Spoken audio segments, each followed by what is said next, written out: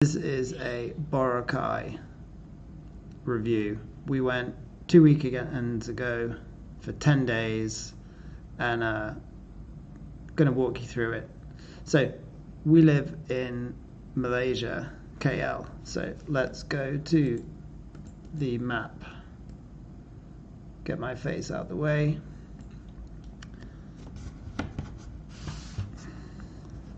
All right, so here we are. So we took a flight from Malaysia, KL, all the way over to Manila, up here. Flew into here. It's around 4 hours, and it's a really weird situation because the flight to Manila is at 1 in the morning KL time, Kuala Lumpur time. So you're completely bamboozled. We traveled with 3 kids. And yeah, it's 1 in the morning. You're just a space cadet, so try and be, I guess, rested before you make this flight, because it's not a friendly one.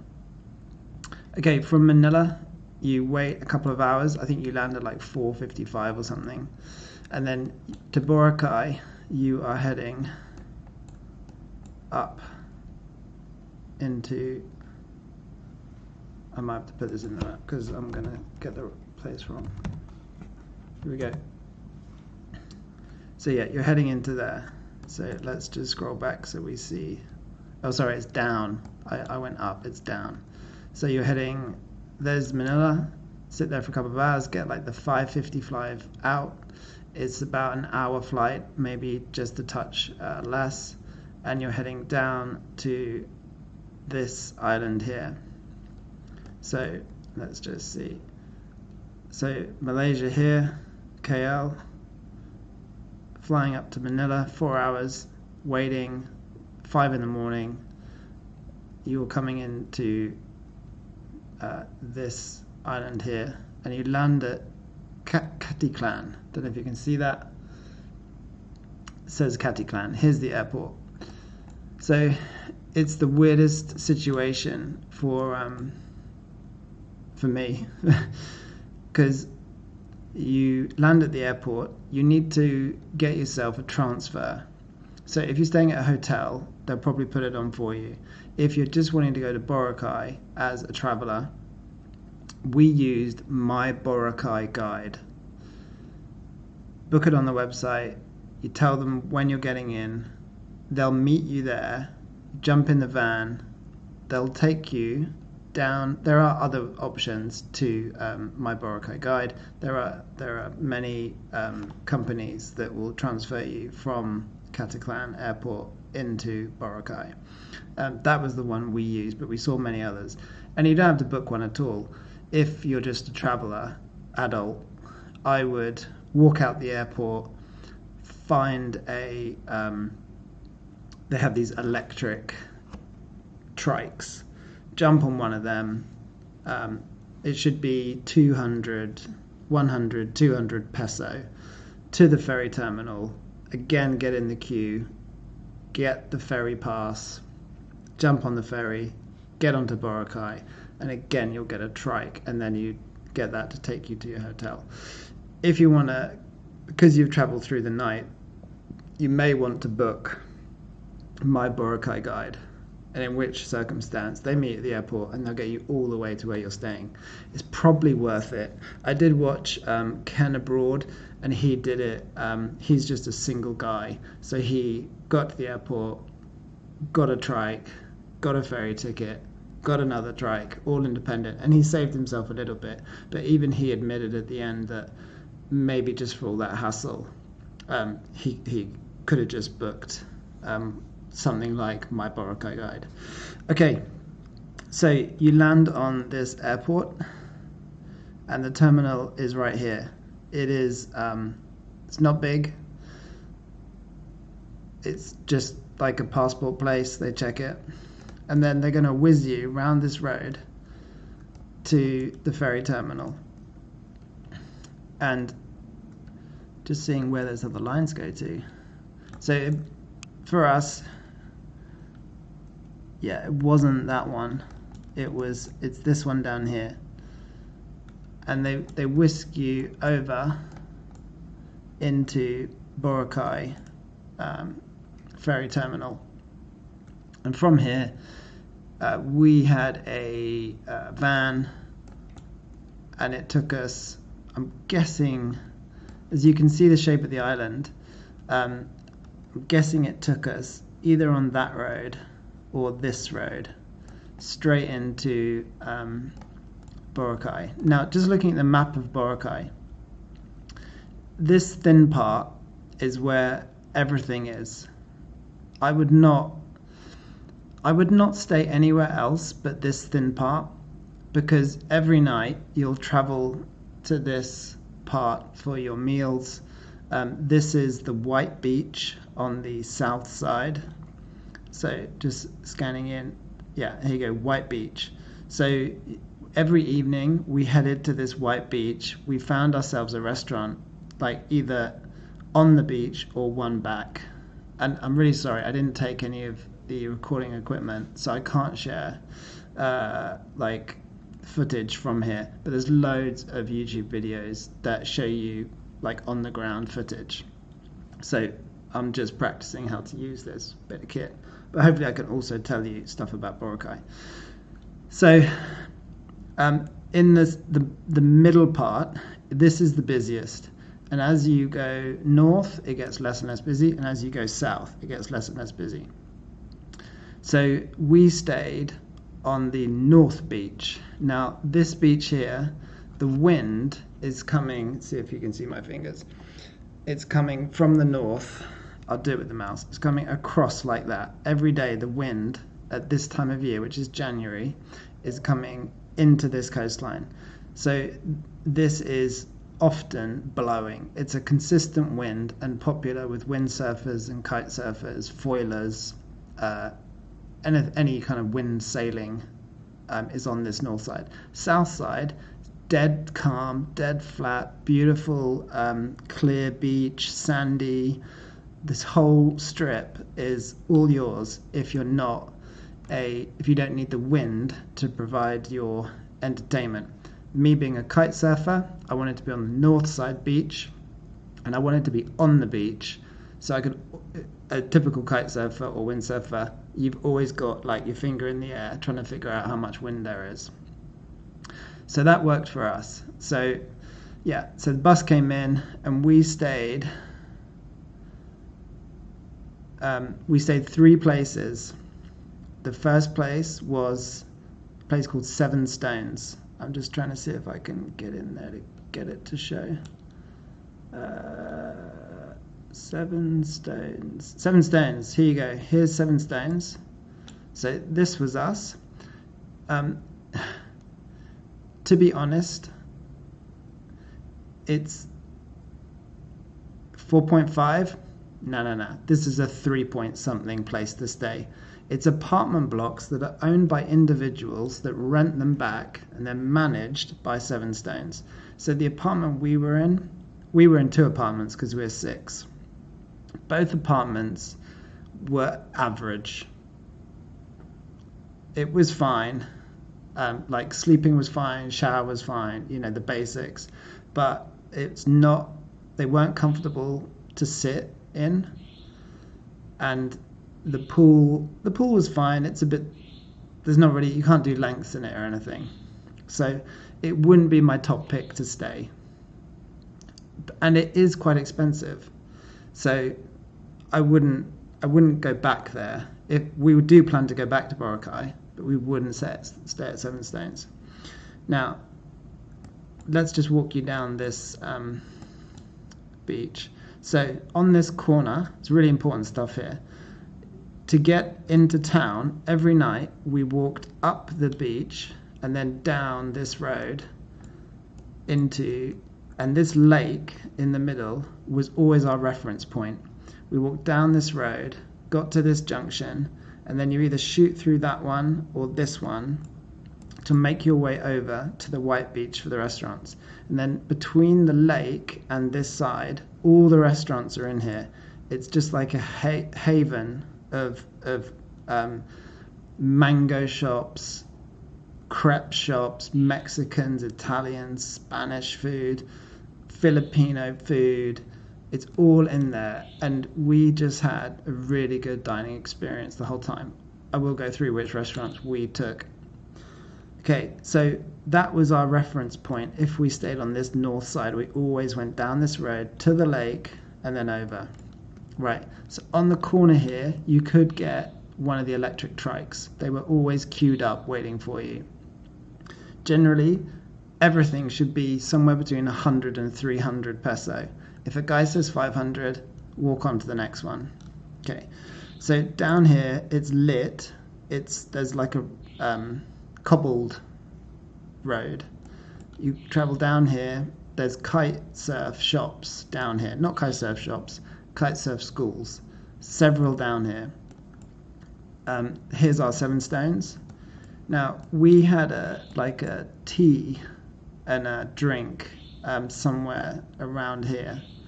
It was okay. I think it was this Bulla Bar place. It was okay, but not compelling.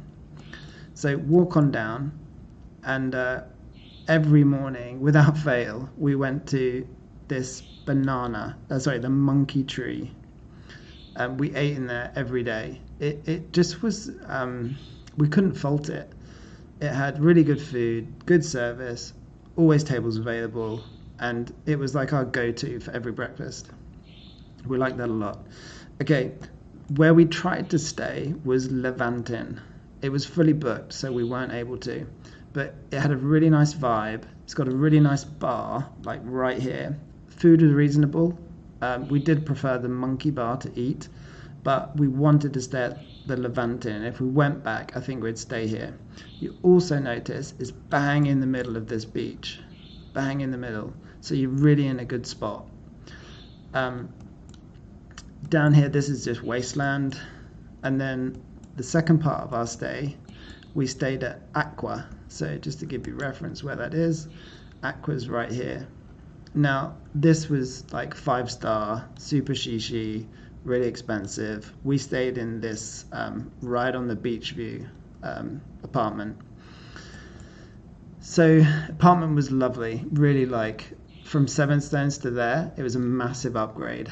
It is expensive. The breakfast was below average. You came back into this building here for breakfast, up here, and yeah, the room killed it, and then the offering killed it. Like the cereal options were cornflakes, chocolate, like Cocoa Puffs, and the other one was empty. The crepes were just like little circle fluff things that had no flavor. The waffles were like dry. There was some there wasn't like that yogurt or fruit selection you'd expect from a 5-star like really expensive place. There was some bits and bobs, but really the breakfast was really disappointing, and at no point did we think we would have lunch or dinner there. If they wanted to improve one thing, that breakfast needs a serious overhaul. Okay, rooms were lovely, happily stay there again, but it is expensive. The third place we stayed was down here, right on the corner. It's called, just trying to find it, might have to type it in. It was Wind Riders Boracay. I think that was Wind Riders. Oh yeah, here we go. Yeah, so actually right next to Aqua, in here was Wind Riders Inn. Really sweet, well, we thought really sweet Filipino lady running the show with her boys, daughters, family, it seemed, right on the beach. Well, you're just back behind these trees, but the rooms were clean, they were basic, but like totally nice enough and really good value. We would happily stay there again. And if we were staying like for a period of time, like a month, 2 months or something, we'd have no hesitation about staying there, because Aqua would drain you dry. 7 stones, we just weren't comfortable. But Wind Rider's super cute, and like we just found it nice, to give money to a Filipino owner and their family trying to do their best. They're like they did crepes for breakfast, like Nutella, banana. They did a great shake. My son had 4 banana milkshakes. Good food in the evening. We had an evening meal there. Again, no hesitation eating there. It was really cozy spot, good Wi-Fi. Really, really would recommend that. Okay, those are 3 places we stayed. Let's just talk about the kite surfing. Okay, so take your pick of the kite surf schools. We used a guy. It was called the Boracay Kite Center, Banana Bay. It's the Kite Center at Banana Bay. He was bang in the middle, just up from Levantin, so right next to Banana Bay. So he's in here, and he had a lovely central spot. So if the wind was slightly off your left, you could kite one way, and if it's slightly off your right, you could kite the other. Good Filipino instructors and also international instructors. We had a Swiss, we had a I think he was Italian or Greek or German. And then there were a couple of Filipino instructors. So we had no problem. The owner, Tony, had been there 25 years, so he might as well be Filipino. So we had no problems, and a really nice beach guy helping out, like pump up, pack away, watching out for you launching, landing. He was awesome. A guy called Mark, and Hazel kind of running the shop. She was really nice, big smile every day, which really warms up your holiday experience. So they were really good, but we had also great experiences from others using other kite shops. So whichever one you think suits you, or maybe whichever one's closest. So the kite surf spot, let's just look at this. Okay, so you have this whole bay, and you have this reef just out here. There is plenty of room. It did get crowded because people do go there to learn. And you'll notice there's this kind of entry point and another entry point and another entry point to get out. I ventured out past the reef, and there was nothing really out there. There's lumpy, bumpy waves, nothing exciting. The reef, unfortunately, does not create a good surf environment. There are rocks sticking out. There was one ride I did, and hopefully you can see my mouse. You line up, and when the wind was right, you could come over this entry point, and you could fly down the line. I was flying down the line at speed, just using the waves for little kickers and stuff, and I soon got to know where the rocks were that came out in low tide. So I found that way pretty safe to do that. And then the wind changed, and then I did it same the other side. There were a few more rocks hanging out this side, so I'd really just be careful if you want to play around in those waves. There was no chance of surfing. The waves were really, really small, just crashing over a bit of coral and washing in, nothing of substance if you're looking for a proper wave break. Inside, usual thing, everyone was trying to do a jump by the beach.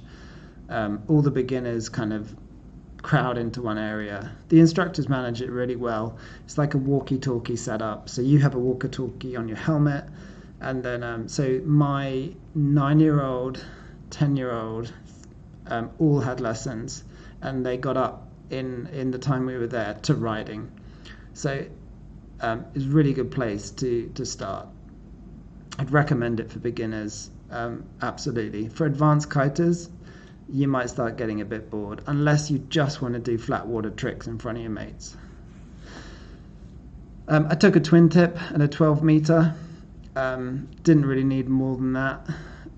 Some people there had their whole array from 5 meter kites all the way up. A couple of days I was fully lit on a 12, but could have depowered, which I never like to ride depowered.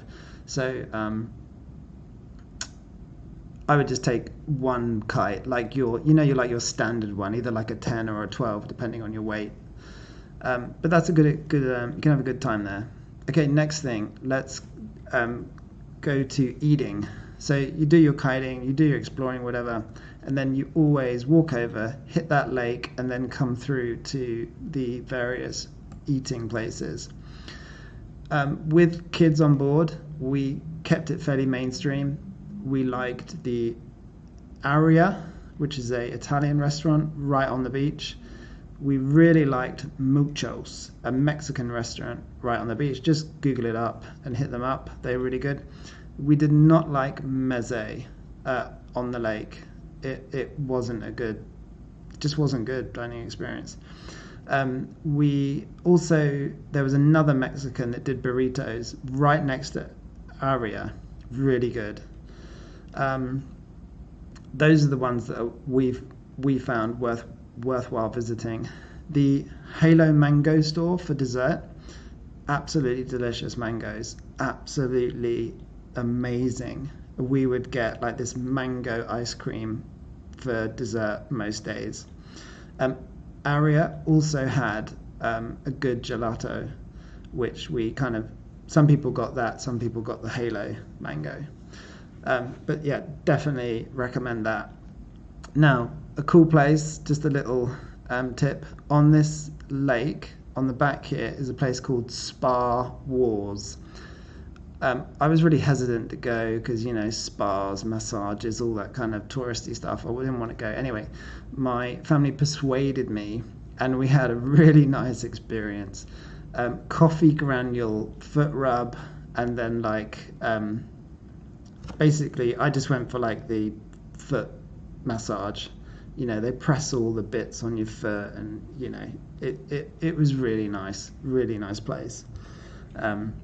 Had a good feel to it. You're sat in a big room, you're on these big comfy chairs, you get like a mango shake, you kind of lean back, relax, kind of take it all in. And some people had full body, so the chairs went flat and they got like full body massages. I just went for the upright feet and leg massage. It was good, it was well worth it. As we stayed further down, we started walking down this Tulabham Road. Nice burger joint down there. Totally safe. We never felt any risk of not being safe. The island depends on tourism, and they know that. And they're used to tourists everywhere, so you really don't have to worry about. I think even if I was a lone female, I would not be concerned. Just no problem at all. Right, things we did. Now, down the south end, we didn't find anything worth. We came down in a trike. We tried to find stuff. Okay, so yeah.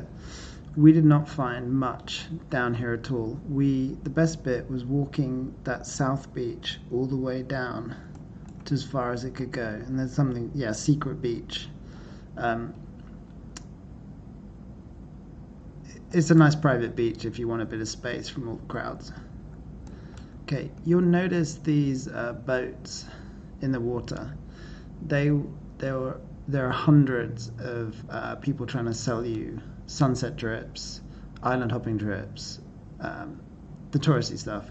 We didn't bother with the sunset trip or the island trip. What we did, apart from the kite surfing, was came for the restaurants in the evening, kite surfed in the day, and then we rented up from this lake, up the road. On that corner is a e-scooter rental. It's expensive. You don't want to stop for long because you're paying 500 pesos per hour. I think the list price was 700, 800. We were like, we'll give you 500. And they were like, okay. So I still think we overpaid. Okay, so we whizzed off up the mountain, We went to the viewpoint that's terrible. Why is it terrible? Because it's a rickety old metal structure that you can see down here from this viewpoint. There's a guy trying to sell you a picture with an eagle. It's pretty rancid, but it's a good viewpoint. We whizzed around. We went to this bay on the scooters. Then we came back in, whizzed back around here on these e-scooters. Remember, this is a 9-year-old, 10-year-old, 13-year-old, and then 2 old croakers, and took them back. It was fun, and they loved like the experience, like the independence of being on an e-scooter. Would we do it again? No, once is enough. Okay, but what you can do, if you've done the e-scooter, is you get a trike from here, and for 250 peso, you ask to go to Puka Beach, which is all the way up here, right at the top. It's beautiful. It's really, really nice beach. You get dropped off here with the scooters, and this whole beach is yours to enjoy. There's a nice view of this island, and if you look really carefully, you'll notice there's a smile on it, which I enjoyed looking at. There were, again, touristy things you can get involved in up here. We just snorkeled and like relaxed on the beach because it was much quieter.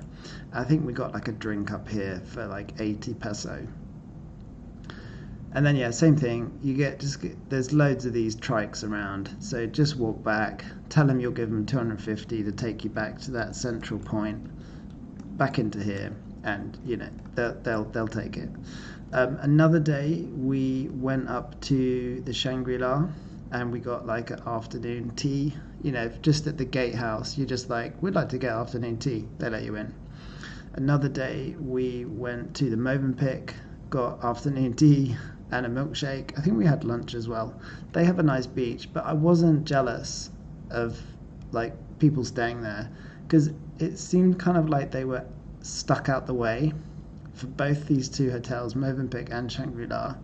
They were kind of missing the action and they weren't getting any like Filipino experience. We really enjoyed being in the locals. I don't want to make out like, you know, oh, we were local. It was just that where we stayed, her kids were playing like out where we were.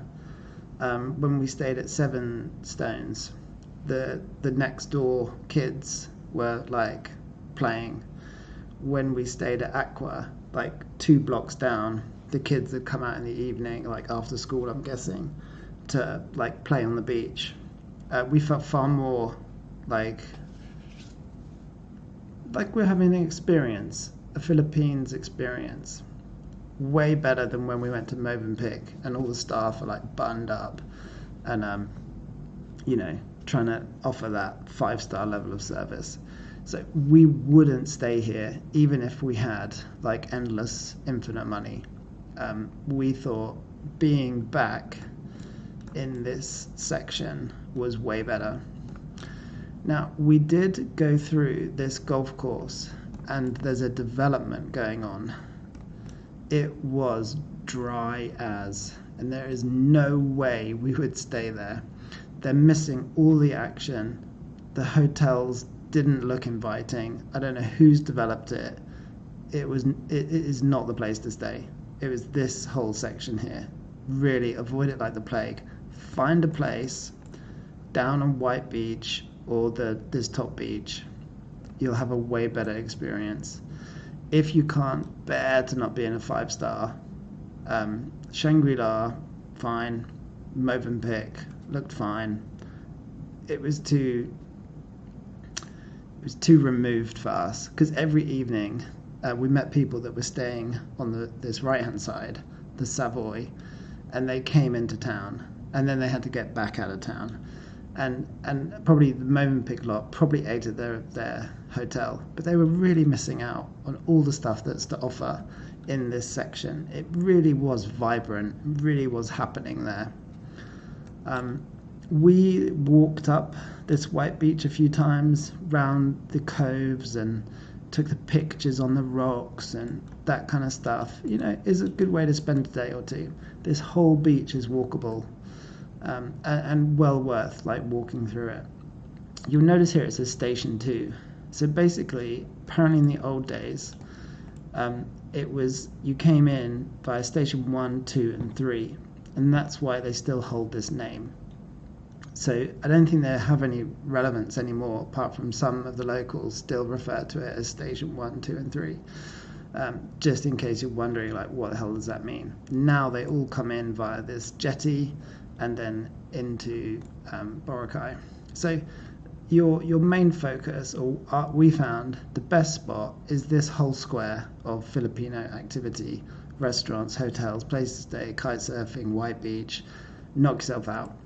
Very little was up in this whole area. We did like Puka Beach. We did not like this beach here. We did not really appreciate the viewpoint. It was not that great. So yeah, the key, you're not missing much, is what I'm trying to say. If you do this whole middle section, Puka Beach, and if you're like us and you like an afternoon, ice cream or something, go to Movenpick or Shangri-La and you'll have a good time.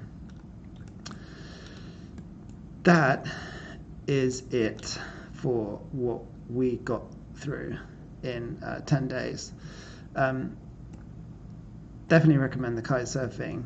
Definitely recommend that the white beach for the sunset. I've labelled the restaurants that we thought were worthwhile going to.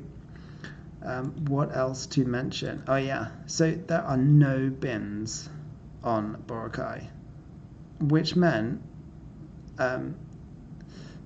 if you've never left Switzerland or Singapore and you land in Boracay, your jaw is going to fall to the ground. So there's litter everywhere. There are no bins. I don't know what the locals are meant to do, because there's no place to put your rubbish. And I think in the end they just lose the will to live and toss it. So there is litter everywhere. I don't know why. If I was Mr. Boracay running the island, I'd do a $10 tax. Let's not call it a tax. Every person that lands that shows the passport has to give $10 to me, Mr. Boracay, and I will employ 50 guys to walk around the island picking up litter, literally cleaning it up, because it wouldn't be much to charge $10 per tourist, and you could have a whole gang of guys and girls picking up the litter. And on this North Beach, because the wind is blowing in, there is no end of along with the seaweed that gets blown in. The usual thing on islands, seaweed gets blown in, they all rake it up, but within the seaweed is no end of plastic, and that's in the ocean, and it's hitting this Boracay beach. They try their best to clean it up, but there's just nowhere to put it. There's nowhere for it to go. So it's the easiest thing in the world. $10, get a bunch of guys, and once you're on top of it, once the island's clean, it'll stay clean.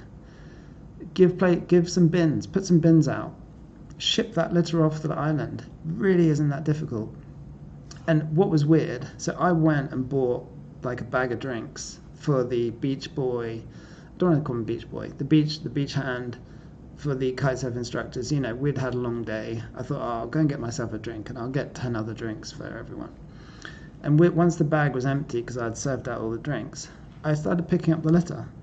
And not to my surprise, but a couple of locals just suddenly emerged and started picking up with me and putting it in my bag. And so they know they don't want the litter, and they know they just give them a bag, because they'll fill it. More than happy. They know it's not meant to be there. I'm kind of ranting. I apologize. So I think if you're a tourist, I actually think it went a long way, because when the locals saw me picking up, they were like, damn, I better pick up too. They can see it. Anyway, so we picked up, and then every day I do the same thing. I go and get a bag of drinks. I come back, give out the drinks, and then fill up the bag with litter. I mean, it's a nothing, but what can you do? Anyway, so easy to fix. Come on, Boracay, sort it out. All right. I'm really sorry I don't have images of the place. I hope I've given as good a description as I could.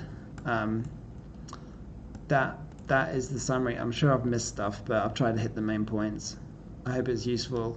And we definitely, I guess the summary is, we loved it. We'll definitely be going back. Kitesurfing was great. The locals were great. We really just had an excellent time. There you go. That's it.